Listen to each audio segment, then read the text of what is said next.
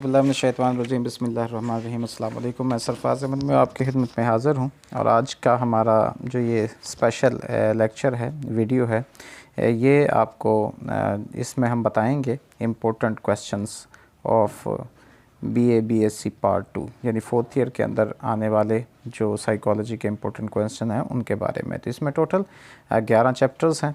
तो सबसे पहले हम चैप्टर वाइज आपको मैं बताऊंगा कि कौन से इम्पोर्टेंट इसमें क्वेश्चंस हैं और किस तरह से आपने उनको प्रिपेयर करना है। सबसे पहले जो पहला चैप्टर हमारा है इंट्रोडक्शन टू साइकोलॉजी, उसमें आपने इसमें नफ्सियात की डेफिनेशन होती है और नफ्सियात का जो दायरा कार है उसको बयान किया जाता है। तो इस चैप्टर में सबसे पहले नफ्सियात का जो है दायरा कार उसको आपने करना है, यानी scope of psychology. Scope of psychology के साथ साथ आपने साइकोलॉजी के जो इतलाक़ी शोबे हैं यानी जो अप्लाइड एरियाज़ हैं साइकोलॉजी के, उनको आपने इसमें प्रिपेयर करना है। अप्लाइड एरियाज़ के अंदर क्लिनिकल साइकोलॉजी है, ऑर्गेनाइजेशनल साइकोलॉजी है, इसके अलावा काउंसलिंग साइकोलॉजी है, हेल्थ साइकोलॉजी है, स्पोर्ट्स साइकोलॉजी है और एजुकेशनल साइकोलॉजी है। ये मेन इंपॉर्टेंट जो है एरियाज़ हैं। तो ये आगे भी आप चैप्टर जब करेंगे उनका जब आप डेफिनेशन और स्कोप करोगे तो ये क्वेश्चन ऑटोमेटिकली आपका जो है वो क्लियर हो जाएगा। तो इसको आप इस तरह से कर सकते हैं।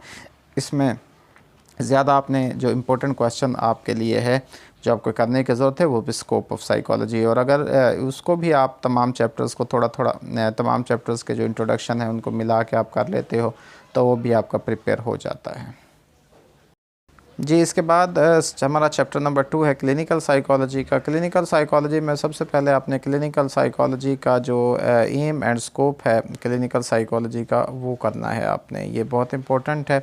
और इसके अलावा इसमें जो इम्पोर्टेंट है आपका हिस्ट्री ऑफ क्लिनिकल साइकोलॉजी है, उसको आपने प्रिपेयर करना है। और हिस्ट्री ऑफ साइकोलॉजी के साथ इसमें दो चीज़ें हैं उनको आपने प्रिपेयर करना है। उसमें एक तो इसके जो हैं असेसमेंट और treatment of clinical psychology psychological disorders है, उसमें आपने मेरी बुक है जो बीए बीएससी पार्ट 2, उसमें उनको बड़े प्रिसाइसली जो है वो किया गया है। असेसमेंट के अंदर आपने इंटेलिजेंस टेस्ट को, उसमें पर्सनालिटी टेस्ट को, एप्टीट्यूड टेस्ट को, इन टेस्टों को आपने जो है वो बयान करना है। और इसके अलावा आप इसमें जो है एप्टीट्यूड टेस्ट को थोड़ा सा कर सकते हैं। और इन तमाम के बारे में थोड़ा थोड़ा सा आपने ब्रीफली 8 नंबर के क्वेश्चन के हिसाब से उनको प्रिपेयर करना है, उनकी मेन चीज़ें जो है वो बयान करनी है। अगर इस तरह से वो आपसे पूछता है असेसमेंट के हवाले से, अगर असेसमेंट और इंटरवेंशन दोनों पूछता है, फिर आपने जो साइकोलॉजिकल थेरेपीज़ हैं जिसमें साइको एनालिसिस है, उसके अलावा बिहेवियरल थेरेपी है, उसके अलावा कॉग्निटिव जो है बिहेवियरल थेरेपी जिसको सीबीटी आरईबीटी, उनको आपने थोड़ा सा बयान करना है। और इसके अलावा आपने जो है वो मेन इसमें क्लाइंट सेंटर्ड थेरेपी जो है उसको बयान करना है। और इसके अलावा साइकोड्रामा को आपने टच देना है। तो ये इसमें ये होगा, दो तरह से क्वेश्चन पूछेगा, या तो आपसे दोनों चीज़ें पूछ लेगा असेसमेंट और इंटरवेंशन के हवाले से, और या फिर आपसे अलहदा से इंटरवेंशन या असेसमेंट पूछ लेंगे। तो अगर आप उसी हिसाब से आपने प्रिपेयर करना है, टीचर ने आपको बताया होगा कि आपने इसको किस तरह से चीज़ों को लेना है। अगर असेसमेंट इंटरवेंशन पूछना है फिर तो आपने एक एक पैराग्राफ में टेस्टों के नाम लिख देने हैं, उनको बयान कर देना कि ये टेस्ट किए जाते हैं, और इसके साथ थेरेपीज़ के हवाले से एक एक पैराग्राफ की शक्ल में आप 4-5 थेरेपीज़ जो है वो लिख देंगे, और 4-5 जो है वो टेस्ट, मेन जो टेस्ट उनके नाम लिख देंगे, तो इससे आपका कंप्लीट हो जाता है। अगर वो आपसे अलहदा से पूछता है तो आप थोड़ी सी उसमें डिटेल दे सकते हैं। तीसरा जो इसमें क्वेश्चन आता है वो काउंसलिंग साइकोलॉजी के हवाले से आता है। काउंसलिंग साइकोलॉजी इसमें एक ही चीज़ जो है वो दोनों के अंदर है। इसमें हिस्ट्री सिर्फ आपने थोड़ा सा डिफरेंट है। काउंसलिंग की हिस्ट्री या जो काउंसलिंग साइकोलॉजिस्ट का रोल है वो आपने इसमें प्रिपेयर करना है कि write a note on the role of a counselling psychologist. उसमें थोड़ा सा फ़र्क है क्योंकि क्लिनिकल साइकोलॉजिस्ट अब नॉर्मल पर्सनस के साथ डील करता है और जो काउंसलिंग साइकोलॉजिस्ट है वो नॉर्मल पर्सनस के साथ डील करता है, उस हवाले से कि ज़िंदगी के किन किन शोबे में काउंसलिंग हो रही है, हमारी डेली लाइफ प्रॉब्लम्स के अंदर या जो डिफरेंट फील्ड्स ऑफ लाइफ है उनके अंदर, कैरियर काउंसलिंग के हवाले से, इंडिविजुअल्स पर्सनल लाइफ के हवाले से, पर्सनैलिटी डेवलपमेंट के हवाले से, और आम जो हमारी बिहेवियरल प्रॉब्लम्स होती हैं उनके हवाले से। बाकी जो काउंसलिंग साइकोलॉजी और क्लिनिकल साइकोलॉजी की जो इस असेसमेंट है और इंटरवेंशन है वो दोनों की सेम होती है। उसमें भी वही असेसमेंट, वही टेस्ट किए जाते हैं और वही थेरेपीज़ जो है वो काउंसलिंग साइकोलॉजिस्ट जो है या काउंसलर जो है वो प्रोवाइड करता है। तो इसलिए ये दोनों चैप्टर्स में आप अगर एक की जो है वो इंटरवेंशन और असेसमेंट कर लेते हो तो दोनों चैप्टर्स आपके इसमें कवर हो जाते हैं। जो चैप्टर नंबर 4 है ऑर्गेनाइजेशनल एंड इंडस्ट्रियल साइकोलॉजी, इसका भी स्कोप जो है वो इंट्रोडक्शन स्कोप, जिसमें ज़्यादातर जो हिस्ट्री की क्वेश्चंस वो पूछ लेता है। History of industrial and organisational psychology, ये क्वेश्चन आपसे पूछा जा सकता है। उसके अलावा इसके अंदर जो असेसमेंट एंड इंटरवेंशन है ऑर्गेनाइजेशनल इंडस्ट्रियल साइकोलॉजी की, वो आपने करनी है। और एक इसमें जो इम्पोर्टेंट पाकिस्तान में जो इंडस्ट्रियल और ऑर्गेनाइजेशनल साइकोलॉजी है उसका स्टैंडर्ड क्या है, इसको आपने जो है वो क्वेश्चन को प्रिपेयर करना। तो ये इसमें 2-3 जो है वो चीज़ें होती हैं। रोल ऑफ आईओ साइकोलॉजिस्ट जो है ये इसमें आपने करना है, हिस्ट्री करनी है, और इसके अलावा पाकिस्तान में इसका स्कोप क्या है। एक चीज़ याद रखिएगा, जो इंट्रोडक्शन और स्कोप होता है किसी भी फील्ड का, वही उसका ज़्यादातर पाकिस्तान के अंदर स्कोप है, उसमें आप उसको ऐड कर सकते हो। कुछ ऐसे सब्जेक्ट्स, कुछ ऐसे अभी एरियाज़ है जो पाकिस्तान में उनका इतना नहीं है, लेकिन आईओ साइकोलॉजी का फिर भी काफ़ी हद तक है। इसके अलावा क्लिनिकल साइकोलॉजी का पाकिस्तान में काफ़ी हद तक है। सबसे ज़्यादा वैसे क्लिनिकल साइकोलॉजी का, ये काउंसलिंग का बहुत कम है किरदार है। 5वां चैप्टर जो है वो डेवलपमेंटल साइकोलॉजी का आपका आता है। डेवलपमेंटल साइकोलॉजी के अंदर एक तो आपने जो सबसे इम्पोर्टेंट इसका है वो है डेवलपमेंटल साइकोलॉजी की जो अप्रोचेस हैं वो आपने ज़रूर करनी है। अप्रोचेस ऑफ डेवलपमेंटल साइकोलॉजी है जिसमें कॉग्निटिव डेवलपमेंटल अप्रोच है, जिसमें कि एनवायरमेंटल लर्निंग अप्रोच है। इसके अलावा इसमें आ जाती है एथोलॉजिकल अप्रोच जो है, ये इसमें कुछ अप्रोचेज़ हैं, ये आपने इनको लाजमी करना। और इसके अलावा इसमें जो इसके असेसमेंट और इंटरवेंशन है जो कि इस्तेमाल की जाती हैं चाइल्ड साइकोलॉजी के अंदर, जिसमें चाइल्ड डेवलपमेंटल इन्वेंट्री वगैरह CDI जिसको कहते हैं। इसके अलावा डेवलपमेंट बिहेवियरल चेकलिस्ट हैं, DBC जिसको कहा जाता है, बिहेवियरल असेसमेंट है। इसके अलावा इंटरवेंशन में बिहेवियरल थेरेपी है, कॉग्निटिव थेरेपी है। ये हम बच्चों को जो है वो डेवलपमेंट या फिज़िकल थेरेपी, ऑक्यूपेशनल थेरेपी और स्पीच थेरेपी है, ये मुख्तलिफ थेरेपीज़ जो हैं इसमें की जाती हैं। तो ये इसमें इंपॉर्टेंट जो है इसके टॉपिक्स हैं जो आप कर सकते हो। चैप्टर नंबर 6 जो है हेल्थ साइकोलॉजी का, इसमें सबसे ज़्यादा जो सबसे इम्पोर्टेंट एक तो हेल्थ के मॉडल्स हैं, हेल्थ साइकोलॉजी के मॉडल्स ऑफ हेल्थ साइकोलॉजी, ये आपने ज़रूर करने हैं। इसमें बायोसाइको सोशल मॉडल है जिसको BPS कहा जाता है।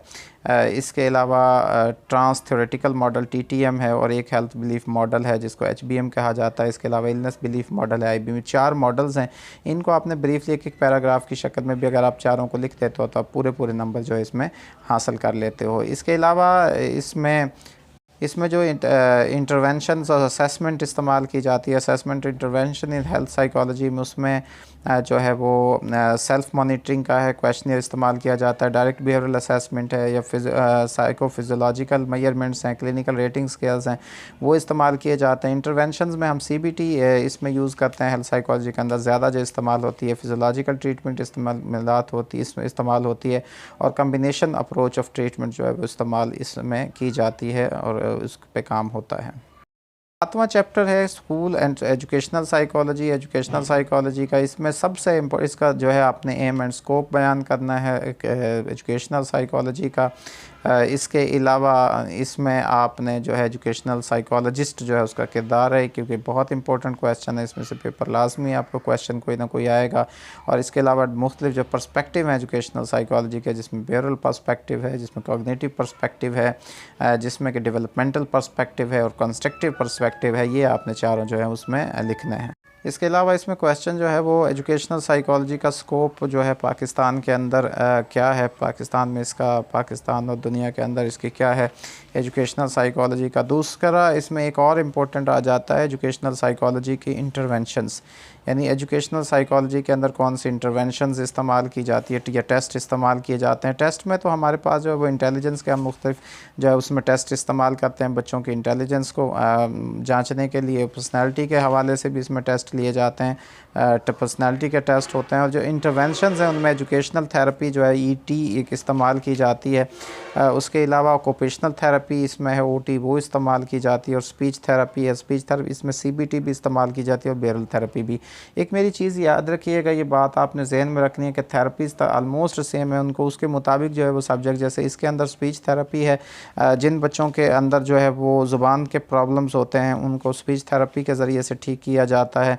इसी तरह से जो पेशा वराना मसाइल होते हैं बच्चों के, ऑक्यूपेशनल थेरेपी के हवाले से उनको ट्रीट किया जाता है, जो उनके की जाती हैं। तो बाकी जहाँ पर सीबीटी और जहाँ पे बेरल थेरेपीज़ का है तो वो लर्निंग है, या वो उसने जो थिंकिंग को चेंज करना है, वो तमाम जो उस एक ही होती है, सेम होती है आलमोस्ट तमाम जितने भी हमारे सब्जेक्ट एरियाज़ होते हैं उनके अंदर। तो उसने आपने जब लिखते हुए उसको सब्जेक्ट के अकॉर्डिंग जो है वो चेंज कर देना है। थोड़ी सी सेंस आपको होनी चाहिए, इस लेवल पे आप हैं तो आपके टीचर्स ने आपको इतना लेक्चर ज़रूर दिया होगा कि आप इन चीज़ों को समझ सकें और इनको फिर अपने तौर पर उन चीज़ों को लिख सकें।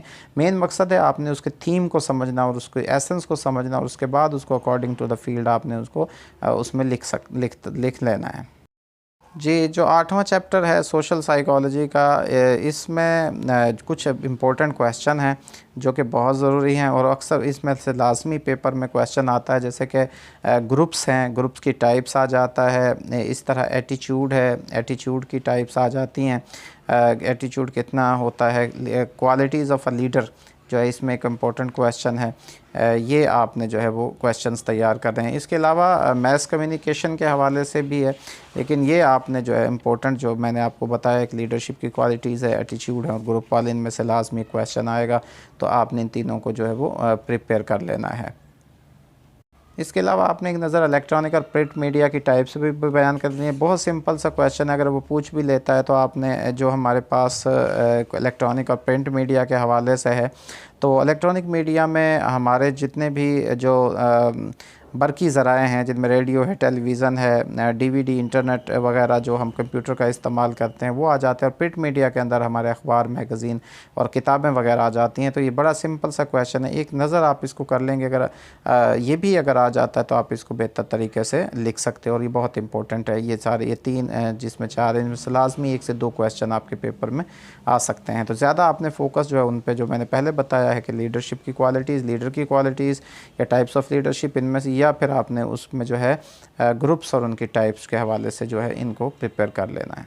स्पोर्ट्स साइकोलॉजी हमारा अगला चैप्टर है। स्पोर्ट्स साइकोलॉजी के अंदर जो है role of a sports psychologist आपने करना है। स्पोर्ट्स साइकोलॉजिस्ट का जो माहिर होता है उसका क्या किरदार होता है, और पाकिस्तान के अंदर जो है स्पोर्ट्स साइकोलॉजिस्ट का जो है वो क्या किरदार है, ये सारा आपने पाकिस्तान, ये एक ही चीज़ है। जब रोल ऑफ़ अ साइकोलॉजिस्ट की बात करेंगे तो उसको आपने पाकिस्तानी पर्सपेक्टिव में डाल देना है, लेकिन इसमें आप मेरी बुक जब पढ़ेंगे तो इसमें कुछ नई चीज़ें आपको मिलेंगी और इंशाल्लाह उसमें आपका बेहतर तरीके से आप उसको प्रिपेयर कर सकते हो, उसको देख सकते हो। तो वहाँ से आपने इन चीज़ों को क्लियर कर लेना है। उसको पॉइंट्स में जो है मैंने वो 7-8 पॉइंट अपनी बुक के अंदर खेलों की नफ्सियात का पाकिस्तान में मकाम बयान कीजिए, इस हवाले से वो 7-8 पॉइंट्स में दिया गया। उन पॉइंट्स को आप लिख के जो है वो बेहतर नंबर हासिल कर सकते हैं।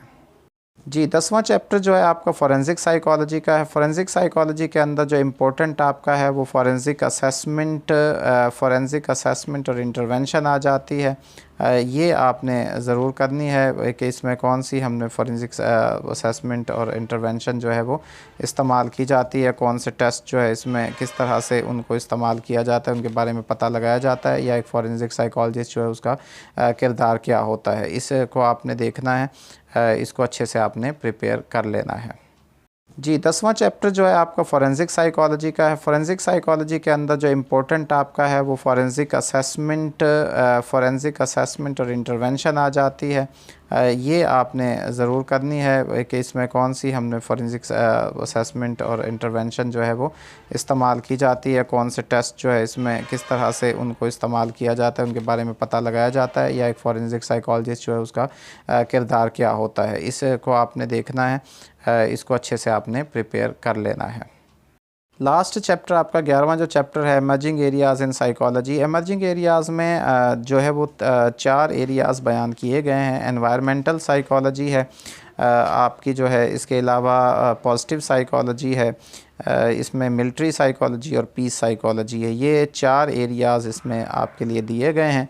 तो इन एरियाज़ में से कोई से 2 एरियाज़ को अपने अच्छे से प्रिपेयर कर लेना है, क्योंकि वो अक्सर पूछ लेता है या तो आपसे पूछ लेगा what are the emerging areas of psychology, कि एमर्जिंग एरियाज़ कौन कौन से हैं। तो एमर्जिंग एरियाज़ बेसिकली वो हैं जो अभी ग्रोथ कर रहे हैं, जिनके अंदर अभी डेवलपमेंट हो रही है, जो आगे बढ़ रहे हैं, जो नए नए इंट्रोड्यूस हुए हैं और जो अभी एमर्ज हो रहे हैं। तो उनको हम जो है इसमें हमारे पास ये 4 एरियाज़ हैं। इसमें से आप कोई से 2 पॉजिटिव कर लो और एनवायरमेंटल कर लो, 2 कर लो तो वो एक ही पूछ लेता है। जैसे पिछले साल पूछा था अभी क्वेश्चन उसमें कि किसी एक पर आपने नोट लिखना है। एमर्जिंग एरियाज़ क्या होते हैं बयान करना, उसके में से किसी एक पर आपने जो है वो नोट लिखना है।